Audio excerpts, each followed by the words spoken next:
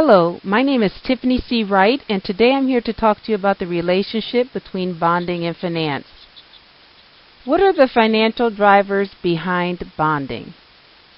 This presentation is meant for construction companies. So, like they do when you're on the plane, if you are not a construction company, you may wish to get off. You may wish to stop viewing this presentation. Bonding is not insurance. The purpose of bonding is to ensure that the project continues on or near schedule despite issues with performance or payment. The bond is there to provide assurance to the owner or general contractor, that's assurance to the project owner, building owner, whatever, or general contractor, that your company can and will fulfill its obligations as contracted.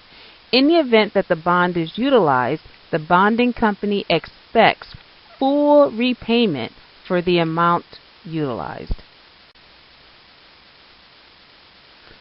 Bond companies need 10% equity or higher on the balance sheet. In order to show this, a company must retain a portion of its earnings each year. This retention is shown in the stockholders' equity section of the balance sheet. If your firm has not previously retained earnings due either to past losses or to large shareholder distributions, you need to shore up the balance sheet, or one way to shore up the balance sheet is to inject your company with equity capital. This injection will show up under contributed capital or paid-in capital, whatever, but that's the name, either contributed capital, paid-in capital, in that section. If you've made a shareholder's loan to the company, you can quickly shore up your balance sheet by converting that loan to equity. Check with your accountant and attorney to make sure you document the conversion properly. Bond companies also like to see 5 to 10% of the revenues in a line of credit for a program. That way, if you encounter a hiccup, cost overruns, slow payment by the owner or general contractor, disputed work, the surety can be assured that you have access to funding above and beyond your operational cash flow. This line of credit will help you complete the work as contracted, thus reducing the risk that any use of the bond will be necessary. So if you have $1 million in revenue, 5 to 10% would be a $50,000 to $100,000 line of credit. It can get a little tricky here. Why? Because banks and other financial institutions will not provide a line of credit against what are known as bonded receivables. Bonded receivables are those accounts receivables that are generated from contracts that required bonds. And why won't banks lend against these?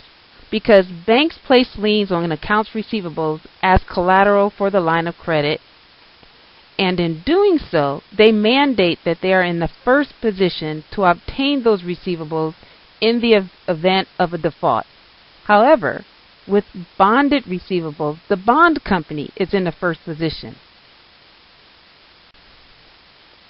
So how do construction companies get around this? It seems like a catch-22. Well, most companies do not have 100% bonded contracts. So those non-bonded receivables make good collateral. By this I mean if you do $5 million in revenues, then you may have $2 million or $3 million of your contracts that require bonding, but the other $2 to $3 million that is not bonded, but the other $2 to $3 million of your revenue is not bonded. And you can use those non-bonded receivables as good collateral. In addition, companies may utilize equipment, property, or other collateral or strong personal guarantees by its management to obtain or increase its line of credit. Many of you understand what a bonding program is, but some don't fully understand precisely how it works. So I'm going to discuss two different examples briefly to illustrate what bonding agents mean when they discuss a bonding program. In this first example, Company A has $12 million in annual sales. And for the purpose of that example, I know it would be extremely risky if not for this example. You have, there's two large $6 million projects. So again, $12 million in revenues generated by two $6 million projects. Project 1 yields $6 million for the January through June period, and Project 2 yields $6 million for the July through December period. And assuming that both jobs or projects are fully bonded, this equates to a $6 million bond program. What this means is that $6 million is the per project maximum bonding capacity. To help you better understand, example 2. Now, Company B also makes $12 million in annual sales. However, that revenue is generated from a number of small jobs with an average size of $150,000 to $300,000. In any given month, projects are beginning and ending, with the overwhelming majority of jobs lasting only 3 to 4 weeks. The average monthly revenue from these jobs is $1 million. So $12 million in annual sales, about $1 million a month, and average job size $150,000 to $300,000. Now, assuming all jobs are fully bonded, of course this wouldn't be the case, but assuming for the purpose of this example that all jobs are fully bonded, this would equate to a $1 million bond program. So this is $1 million is the per project maximum bonding capacity. A complete program is typically denoted as a per project maximum over aggregate bonding program. That could get a little confusing, so let me explain it. For example, a 2/4 program would be as follows.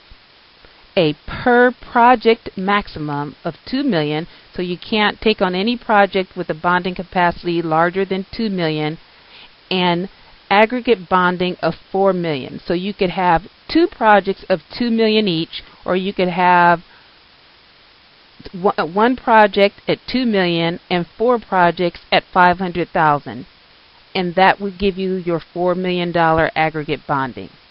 Aggregate bonding refers to the maximum amount in total outstanding bonds the company can have at any one time. Remember, as a project is completed, the exposure decreases, and accordingly, the bonding required for that project decreases. For additional information on lines of credit or other financing sources to help your business, check out my book, Solving the Capital Equation, Financing Solutions for Small Businesses, available on Amazon. You can read the testimonials there. Thank you very much. You can follow my blog at www.cashforimpact.com. And again, I'm Tiffany C. Wright, your resourceful CEO.